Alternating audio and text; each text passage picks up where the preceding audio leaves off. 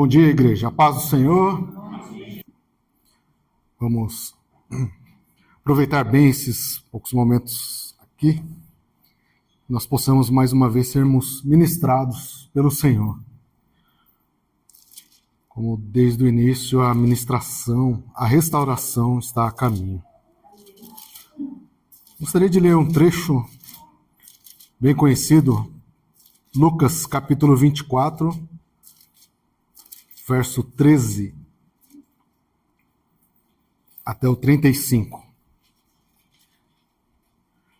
texto é conhecido,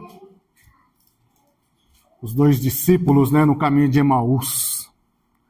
Diz assim a palavra do Senhor. Que maravilha. Vamos ver se a André vai cantar. E eis que no mesmo dia iam dois deles, dois dos discípulos de Jesus, para uma aldeia que distava de Jerusalém 60 estádios, uns 11 quilômetros aí mais ou menos, cujo nome era Emaús. E iam falando entre si de tudo aquilo que havia sucedido. E aconteceu que, indo eles falando entre si, fazendo perguntas um ao outro, o mesmo Jesus se aproximou e ia com eles. Mas os olhos deles estavam como que fechados para que o não conhecessem. E ele lhes disse: que palavras são essas que caminhando trocais entre vós? Por que estáis tão tristes? Por que vocês estão tristes? Respondendo um, cujo nome era Cleopas, disse-lhe: és tu só peregrina em Jerusalém? Não sabe as coisas que nela têm sucedido nesses dias? E ele lhe perguntou: quais? Jesus é sensacional, né? Você acha que ele não sabia? Mas olha ele lá, falando, provocando, no bom sentido. As que dizem a respeito de Jesus o Nazareno, que foi homem profeta, poderoso em obras e palavras diante de Deus e de todo o povo. E como os principais dos sacerdotes e os nossos príncipes o entregaram à condenação de morte e o crucificaram. E nós esperávamos que fosse ele o que remisse Israel, mas agora, sobretudo isso, é já hoje o terceiro dia desde que essas coisas aconteceram. É verdade que também algumas mulheres dentre nós nos maravilharam, as quais de madrugada foram ao sepulcro e, não achando o seu corpo, voltaram, dizendo que também tinham visto uma visão de anjos, e dizem que ele vive. E alguns dos que estavam conosco foram ao sepulcro e acharam ser assim como as mulheres haviam dito, porém a ele não o viram. E ele lhes disse: ó nécios, e tardos de coração, para crer tudo o que os profetas disseram. Porventura não convinha que o Cristo padecesse essas coisas e entrasse na sua glória? E começando por Moisés e por todos os profetas, explicavam-lhes o que dele se achava em todas as Escrituras. E chegaram à aldeia para onde iam, e ele fez com que iam para mais longe. E eles o constrangeram, dizendo: fica conosco. Fica mais um pouquinho, conosco, porque já é tarde e já declinou o dia. E entrou Jesus para ficar com eles. E aconteceu que, estando com eles à mesa, tomando o pão, o abençoou e partiu e lhe deu. Abriram-se os olhos e o conheceram, e ele desapareceu-lhes. E disseram um para o outro: porventura não ardia em nós o nosso coração quando pelo caminho nos falava e quando nos abria as Escrituras? E na mesma hora, levantando-se, tornaram para Jerusalém e acharam congregados os 11 e os que estavam com eles, os quais diziam: ressuscitou verdadeiramente o Senhor e já apareceu a Simão. E eles lhes contaram o que lhes acontecera no caminho e como deles fora conhecido no partir do pão. Amém? Senhor, louvado seja o teu santo nome hoje e para sempre. Deus amado, Deus bendito, nós nunca vamos entender e compreender, Senhor, tamanho cuidado, tamanho amor, Senhor. Mas nós cremos em Ti, Senhor. E assim como o Senhor foi com aqueles discípulos naquele dia, seja conosco neste dia também, Senhor. Permaneça no meio de nós, abra os nossos olhos, Senhor, os nossos corações. Faça mesmo, Senhor, arder a Tua palavra mais uma vez, Senhor, em nossos corações, e que possamos ser conhecidos de Ti no nome de Jesus. Amém? Essa palavra é muito conhecida. Os dois discípulos, né? Após a morte de Jesus, e aqui eles estavam voltando bem no dia que muda a história, né? Era o dia em que Jesus ressuscitou. Mas nós lemos o texto, dá a impressão que, apesar de tudo, apesar do que Jesus fez, apesar de todas as coisas, aparentemente Jesus não foi páreo para a morte. Até mesmo, como os próprios discípulos disseram ali, apesar de tudo que ele fez, a morte o levou e assim acabava, né? E o pior, como muitos fazem, eles estavam voltando ao lugar de origem. Estavam voltando, deixaram para trás. Dá a impressão que milagres, curas, seja lá o que for que eles viram, não tinha sido suficiente para mudar o seu coração. E o texto fala que esses dois discípulos, eles iam lamentando pelo caminho. Eles iam discutindo. Eles estavam remoendo como isso podia ter acontecido com aquele que fez tantas coisas. Como que alguém que ressuscitou mortos, como alguém que levou a cura, como alguém que falava e as pessoas eram transformadas, como que alguém que manifestava tão grande poder permitiu ser capturado, permitiu ser humilhado, permitiu ser morto.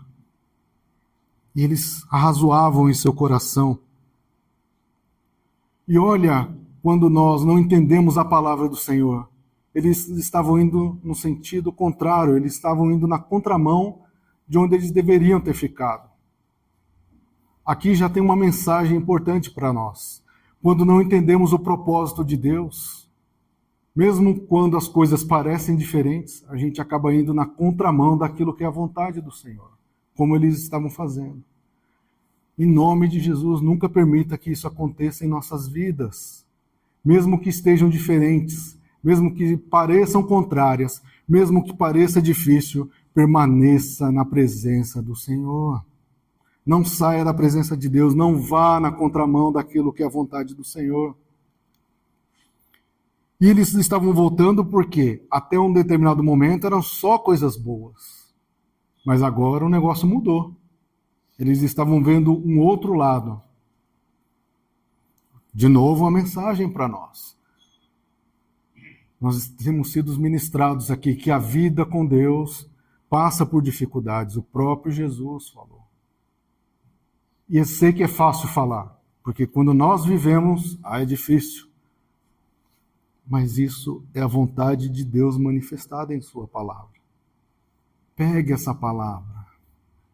Em frente a uma dificuldade, lembre-se, tem um propósito. Tem um plano de Deus. Não é em vão no Senhor. Se é isso, Senhor, me ajuda a atravessar. Eu não vou voltar, Senhor. Eu não vou ficar longe daquilo que é a tua vontade. Em nome de Jesus. E por que eles estavam voltando? No dia que deveria ser a celebração, Jesus ressuscitou. Tanto é que semana que vem a gente vai estar aqui celebrando esse dia. E eles estavam com a oportunidade de ver a história viva. Mesmo assim, tudo aquilo não foi suficiente para mudar o coração deles. De novo, as curas, milagres e tudo mais quanto eles viram não foram suficientes para que o seu coração fosse mudado. E aqui, mais um aprendizado para nós. Se o Espírito Santo não transformar verdadeiramente as nossas vidas, a gente pode ver o que for, que a nossa vida não será mudada. Acredite, curas, milagres, isso não será suficiente para nos levar à presença de Deus, se o Espírito Santo verdadeiramente não transformar as nossas vidas. Esses homens viram coisas que a gente só lê, só imagina. E mesmo assim, em um determinado momento, eles começaram a ir para longe do Senhor. Portanto, a oração, o nosso pedido é: Senhor, antes de qualquer coisa, transforme a minha vida, transforme o meu coração. Nós louvamos aqui: dá-me um coração igual ao teu. Igual ao teu, Senhor. Em nome de Jesus. E talvez você chegou aqui hoje com esse coração, como o deles, entristecido, desiludido, decepcionado, frustrado. E talvez, como eles, você está pensando em desistir. Talvez você chegou hoje aqui pensando: Senhor, é a última vez que eu vou lá, Senhor. É a última vez que eu vou ouvir a Tua palavra, porque nada tem acontecido com a minha vida. Eu tenho visto acontecer com os outros, mas comigo parece que não acontece nada. Se porventura você está assim, está se sentindo assim, em nome de Jesus, que hoje venha essa mudança, como já foi ministrado no começo do culto. Que você possa ter o seu coração restaurado, que você possa ter uma mudança mesmo na sua vida. E não porque coisas irão acontecer, mas simplesmente porque o Espírito Santo vai fortalecer o seu coração, vai mudar o seu entendimento, vai trazer uma nova perspectiva daquilo que é as coisas divinas, daquilo que são as coisas do céu, daquilo que é a vontade de Deus para a sua vida, em nome de Jesus. Se você ainda... Mas Gil, as coisas de Deus parece que hoje já não tem o mesmo valor, já não tem o mesmo sabor, como acontecia com esses discípulos aqui no caminho. Eles viram todas aquelas coisas, mas parece que estava mudada. Se por acaso nosso coração ainda está assim, nós precisamos urgentemente, hoje, nos encontrarmos com esse Cristo ressurreto, para mudar as nossas vidas em definitivo, em nome de Jesus. E por que eles estavam decepcionados? Expectativas erradas. Quais são as suas expectativas com Jesus? Será que você tem uma lista aí de desejos, de oração? Aquilo que, se o Senhor fizesse, mudaria a sua vida? E dessa lista, quantas coisas são espirituais? Uau! Quantas coisas são espirituais? Quanto daquilo que você tem pedido a Deus é transformação? Para orar mais, para entender a palavra, para estudar mais? Ou não? Casamentos, promoções, carro, casas, seja lá o que for que você precise, amém? Tudo bem. Mas quantas dessas coisas são espirituais? Quantas dessas coisas transformariam em definitivo a sua vida? Para que você seja conhecido por Deus como alguém que realmente louva a Ele e não somente repete palavras. Quanto dessas coisas? E quando essa lista são coisas materiais e não acontece, vem a frustração. Somos decepcionados por um Deus que nada tem a ver com o Deus da Bíblia. Foi um Deus que foi prometido a você em diversas ministrações, seja lá onde for. Mas quando nós lemos a palavra, quando nós entendemos, Deus não tem nada disso para a gente. Deus, ele tem transformação. O Evangelho é sobre remissão, é sobre perdão, é sobre arrancar o pecado das nossas vidas, é sobre nos colocar na presença de Deus e nos tirar da condenação eterna.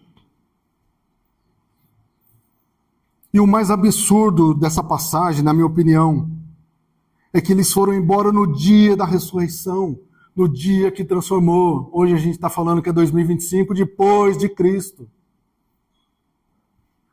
No dia principal eles mudaram, foram embora.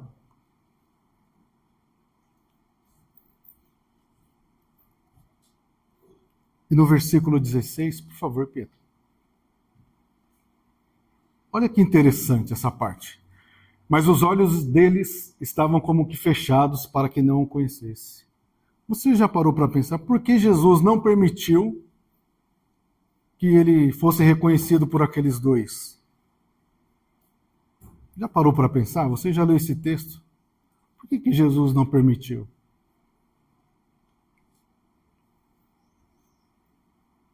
O texto não fala. Não tem uma explicação. Mas o que a gente pode entender lendo, né? Vendo as coisas que Jesus fazia? Jesus queria entender deles. Por que vocês estão tão tristes? Por que vocês estão frustrados? Por que vocês estão voltando? Por que vocês estão desistindo?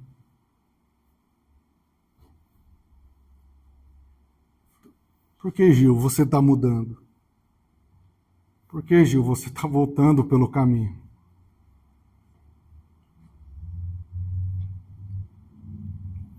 E aí no verso 17, Jesus começa a perguntar. Imagina você orando, pedindo todas aquelas coisas legais que você tanto precisa, e amém, Deus te abençoe. E Jesus começa a perguntar, por que você está tão triste? Quando é que eu te desamparei? Quando é que eu não respondi a sua oração?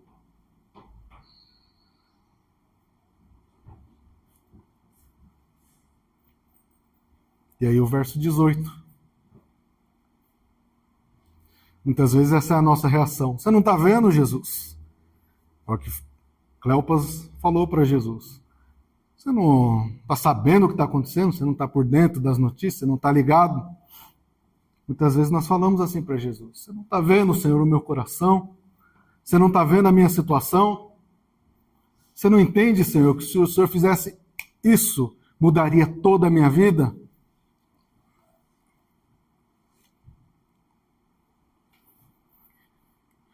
E sabe o que é o mais importante? Os versículos 22 e 24, eles ouviram a palavra. Olha só o 22. É verdade que também algumas mulheres dentre nós nos maravilharam, aos quais de madrugada foram aos sepulcros. Olha que coisa importante aqui. Quando alguém te perguntar, mas será que Jesus ressuscitou? Quem foram as primeiras pessoas a falarem da ressurreição de Jesus? As mulheres. Pode parecer algo comum na sociedade judaica. Qual era o valor que tinha a palavra de uma mulher, o testemunho de uma mulher? O fato delas serem primeiras, isso não dá mais força ainda a algo que é verdade, porque não tem como negar. Alguém poderia abafar. É a mulher falando, mas aqui Jesus confirmando, os apóstolos confirmando, várias pessoas. Ele ressuscitou. Olha o 23. Não achando o seu corpo. Olha outra evidência. Voltaram dizendo que também ainda tinha... O anjo foi lá, ele não está aqui, ressuscitou. Dizem que ele vive. Olha o 24. Alguns dos que estavam conosco foram ao sepulcro. Pedro foi lá. A gente continua lendo. Desculpa, capítulo anterior, né, o 22. Pedro também foi lá. Porém, eles não viram.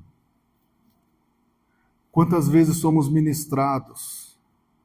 Quantas vezes somos convidados a orar? Quantas vezes somos convidados a jejuar? Quantas vezes somos convidados a chegar mais cedo para louvar a Deus? Quantas vezes somos convidados a tantas coisas?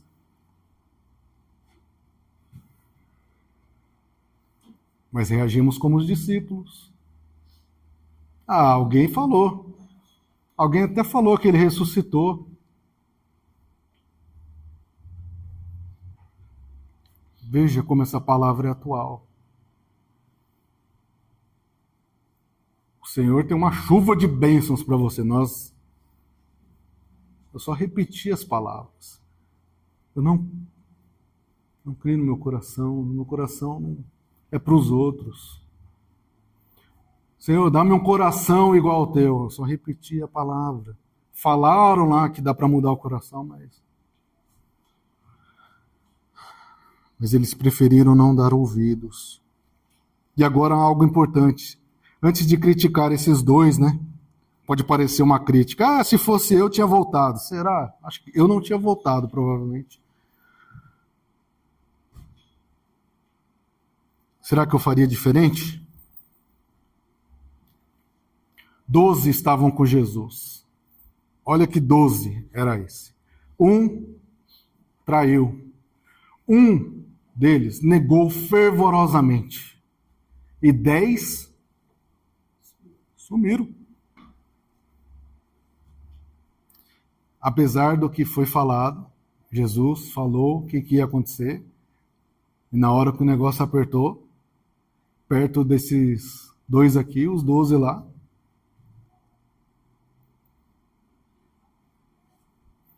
sabe? A mudança real em nossas vidas não é aquela que eu fui para a igreja e parei de fumar. Agora eu não bebo mais. A mudança real em nossas vidas é quando o Espírito Santo nos convence da nossa condição de pecador. Quando o Espírito Santo vem e fala, ei, essa vida vai te levar para uma condenação eterna. É quando ele vem em nossas vidas e fala, ó, um dia o seu pecado estava sendo batido naquele cravo. E aí você sente essa condição. E o mesmo Espírito Santo fala, mas há um caminho, há uma mudança e há uma promessa de uma vida eterna com o Senhor. E olha que maravilha, e não é só isso.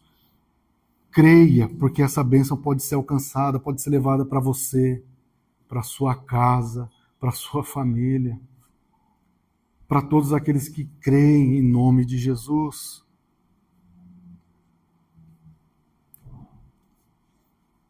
E qual era o problema deles? Eles tinham uma visão errada de Jesus. Como você definiria Jesus? Senhor e Salvador, amém? O que mais? É aquele que pode fazer todas as coisas, amém? O que mais? É justo? É. Infelizmente, ainda hoje há muitas palavras sendo ministradas por aí, de um Deus que faz tudo o que você quiser, desde que você faça essa receita de bolo. Se você fizer assim, Deus, ele vai ficar constrangido em te dar. Se você tem estudado, tem lido, você tem aprendido que nada que você fizer, nada,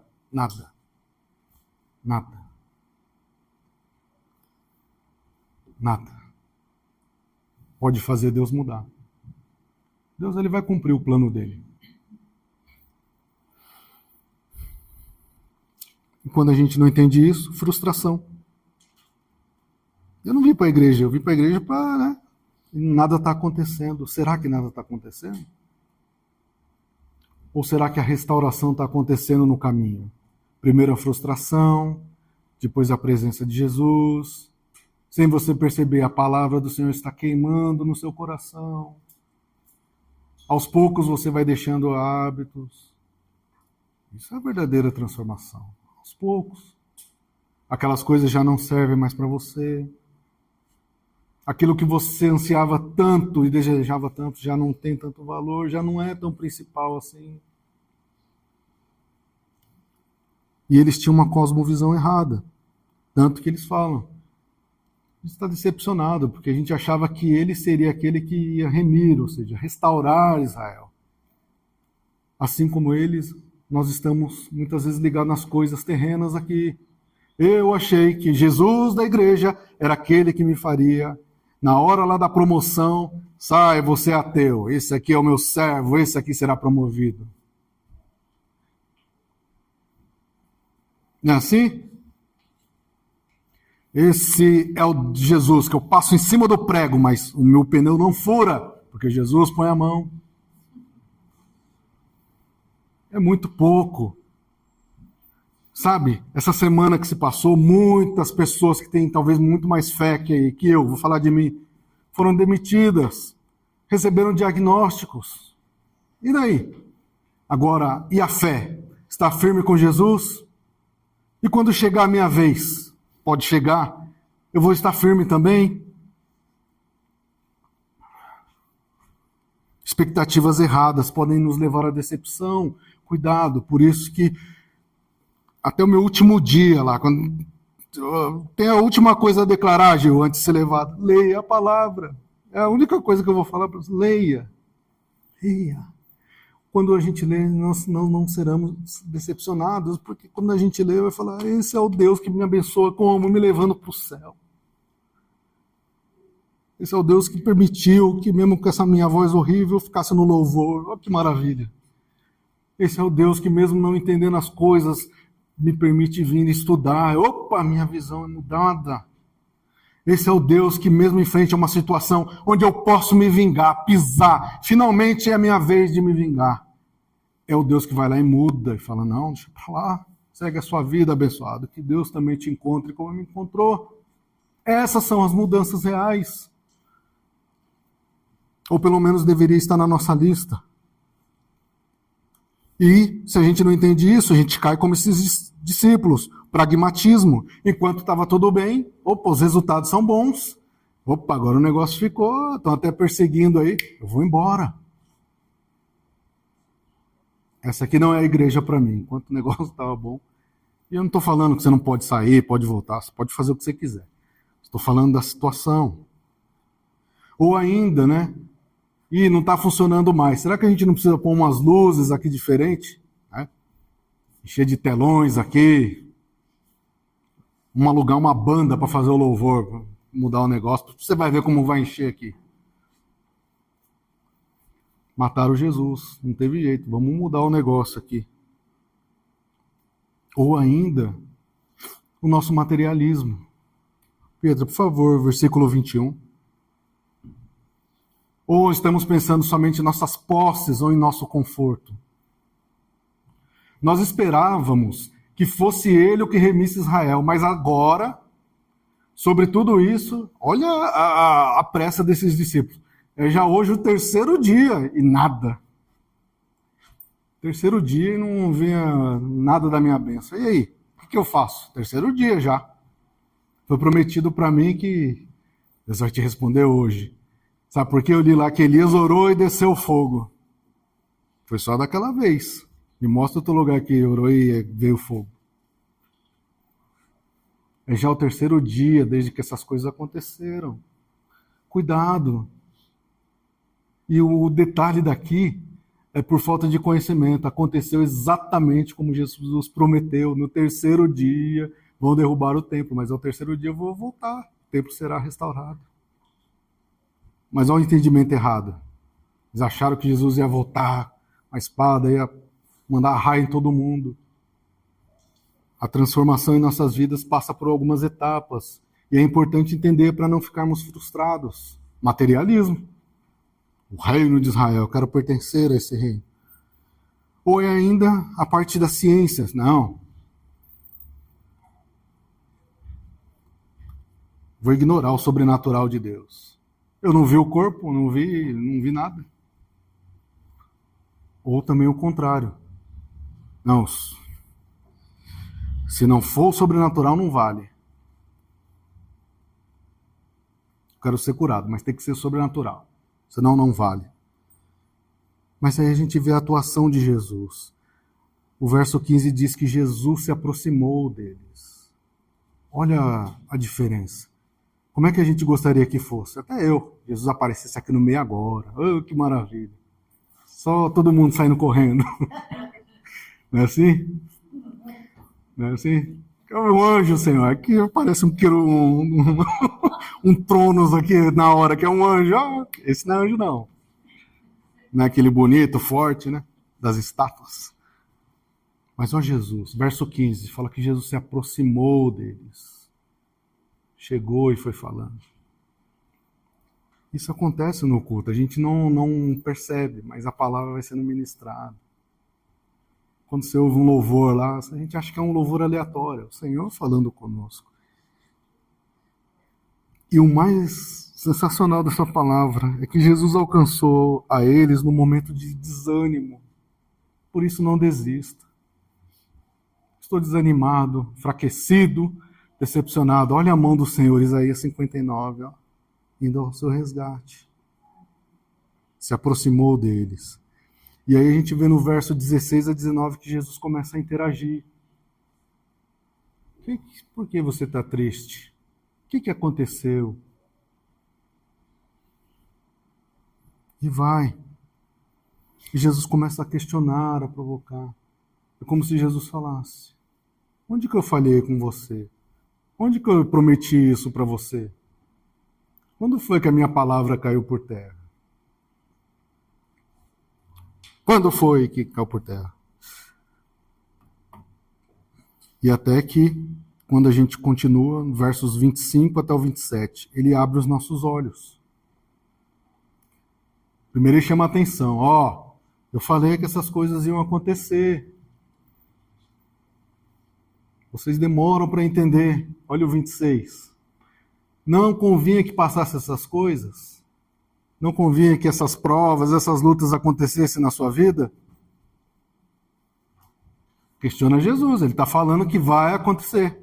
Como você vai entender? Como você vai encarar? Vai voltar? 27. E começando por Moisés. Olha Jesus. Olha Jesus. Quando alguém falar assim para você: ah, mas eu só leio o Novo Testamento. Aqui ainda não tinha o Novo Testamento, né? Estava sendo escrito. Mas olha onde Jesus foi. Moisés passou pelos profetas maiores, menores, exílio após exílio, para explicar sobre ele. Vocês entendem aqui a importância de estudar a palavra de Deus? Olha Jesus onde ele foi. Jesus!